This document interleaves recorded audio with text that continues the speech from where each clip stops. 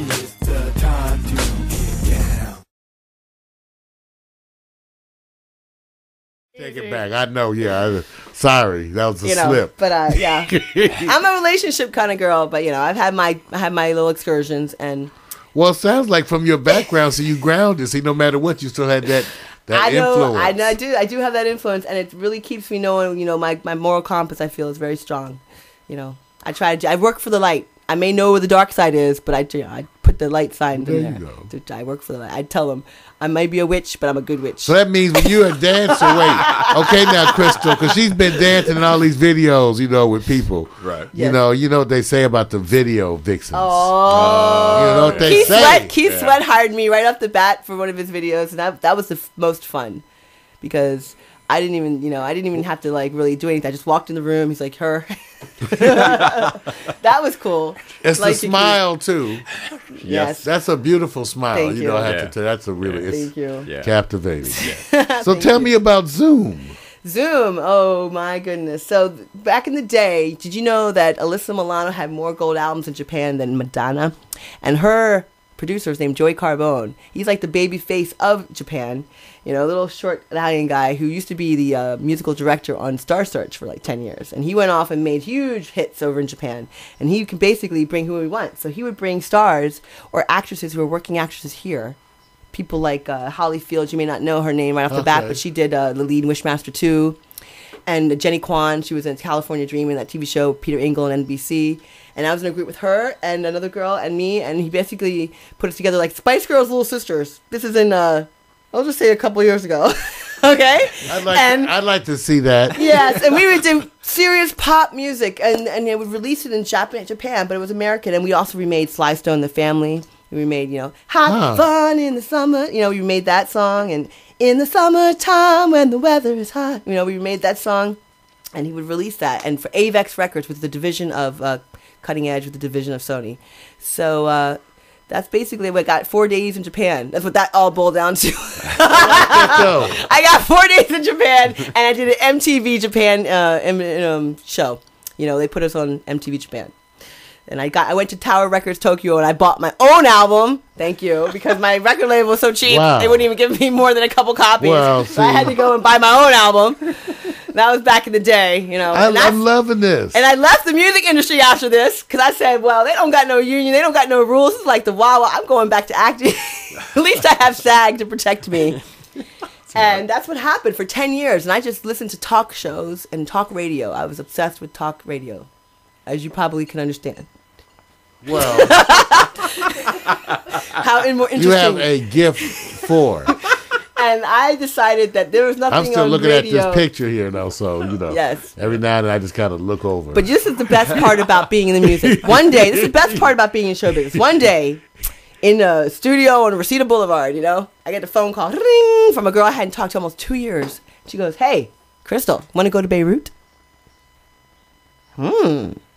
Yeah, I don't know. I don't know what I'm saying now. And this is where a whole new adventure just started for my life, about music. And it was all about that one phone call. This one woman who had, called me and had been, she's one of those girlfriends you always have or boyfriends in your group that has like a modem instead of a uterus. You know what I'm saying? She's like the cyber queen of all, B or, King B, kind of probably like you two. You probably understand that a little bit. I'm so shy. Not me. You've never been on the web before in your life, right? Oh, no. Just Pornhub. She was all over the web, and she's like, they're looking for you. They're looking for you in Beirut. So basically, I contacted this woman who was a manager. She was looking for me or somebody who could fulfill what I could fulfill. I'm like the gun for hire. But you weren't worried about someone kidnapping you? My mother went on food strike, okay? She's like, why do you gotta go to Beirut? Dance your work here. And, and I'm just like, well, they're trying to pay me $5,000 for 1 hour a week. Plus expenses. I had marble in my bathroom, and I had a 1 hour work week. Money does. And my work week was going on stage and singing all kinds of songs from reggae to 70s, all the 80s divas, all the disco, from Benny King to James Brown. Okay, I was singing Stevie Wonder because they have an appetite for that. I'm the gun for hire anyway. So with that, between their appetite and my ability to fulfill any concept on any level as far as music, I'm no music snob recording artist. I only sing my kind of music. No, I can sing whatever. I'm Led Zeppelin lead singer on Monday and gospel on Tuesday. And 80s Gloria Gaynor on Wednesday. And that's what I did every Wednesday night. And so by the end of it, I was singing Eurythmics and Tina Turner. And I had, even some, what's the name? The group. Can't even remember their names anymore. So, but anyway, I just put it this way: that they started off with a disco show, they ended up with everything. Okay, and I have some of that on the video. Okay, now, all right. So now, wait, we pulled up a couple of things. Yes. You want to show that video now? Sure. This is a good segue into this video. This is Beirut, the Paris of the Middle East, and that year I was there had the largest. You like numbers? 1.9 million foreign visitors that year, which was the highest record since 1972. Okay, including Snoop Dogg, Pussycat Dolls, and Paris Hilton. They all came through there that summer because they know where the money's at. Okay, and I was supposed to be there for 3 months. I stayed 10, and they had to kick me out of there.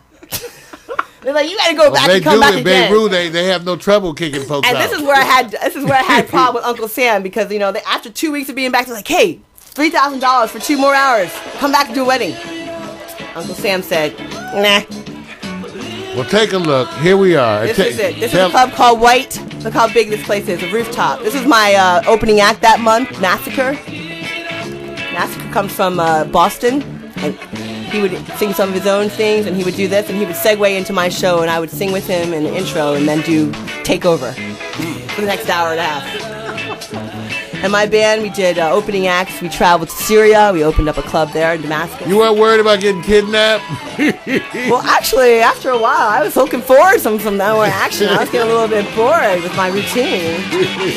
Those men are gorgeous. Talk about chocolate. Uh-oh. So, oh, yeah, go. They thought we were having an affair, though. But that man... Crystal, you look good, girl, too. Thank you. I like that whole change in your little outfit. Yeah.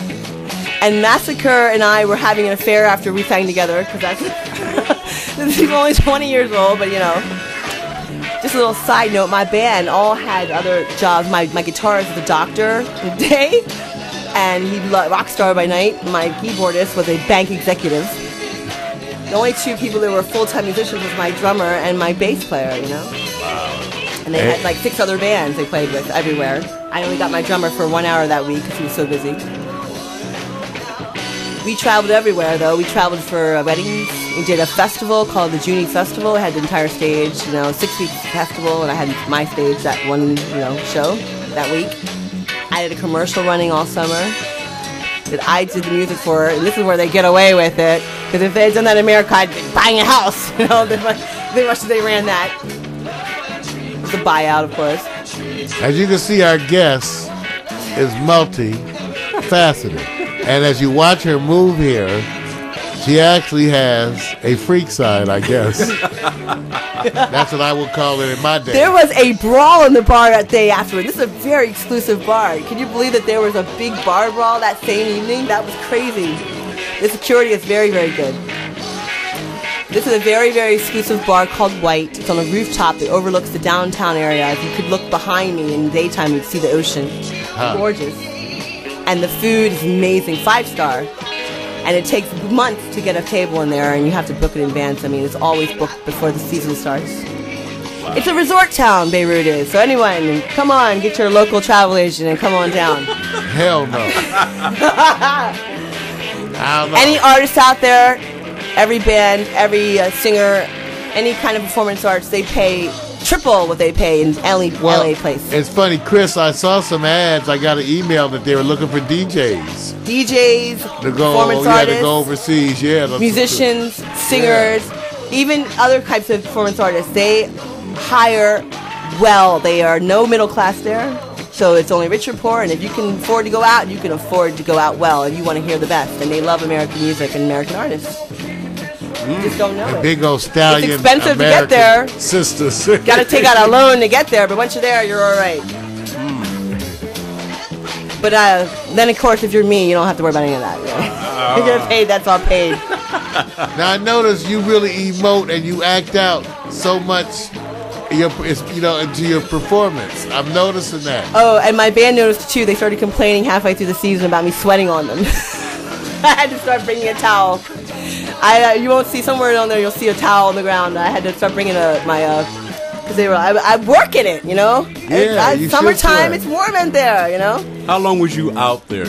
Every show was an hour solid. I mean, how long was you out in Beirut? Originally 3 months, and ended up staying 10 months, and they wanted me back when I had some issue with Uncle Sam getting my visa in time. I'm still tripping off you on this. I know. With your movement. See the man taking photographs there? That's BeirutNightlife.com. If you guys want to see more, go to BeirutNightlife.com. They treated me very well. G&M Max says, love this lady. Get some baby back ribs, some Red Bull, and some benzomethyl. she's a hyper mode, huh, Mac? That's because I haven't got a chance to sing yet today. That's all. You need to wear me out. When a woman tells you need to wear her out. I need to be worn out every day. That's why I ain't easy. Oh, yeah.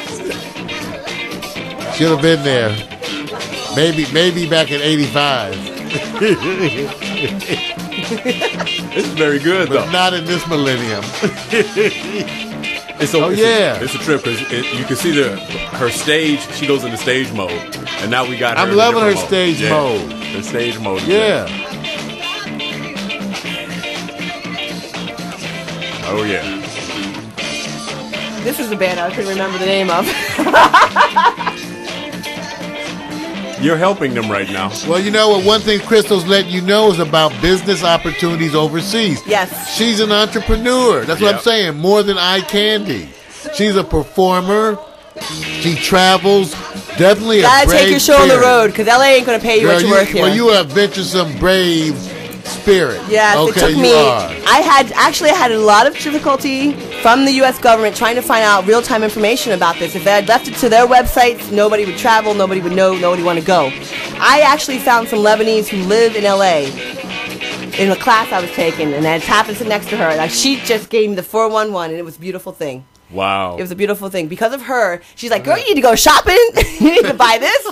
They are fashionable there. Dolce & Gabbana everywhere, okay? BMWs, just darker skin. It's like Beverly Hills with darker skin and more money. That's what it's like down there. So obviously a beautiful woman like yourself, it was no fun at all.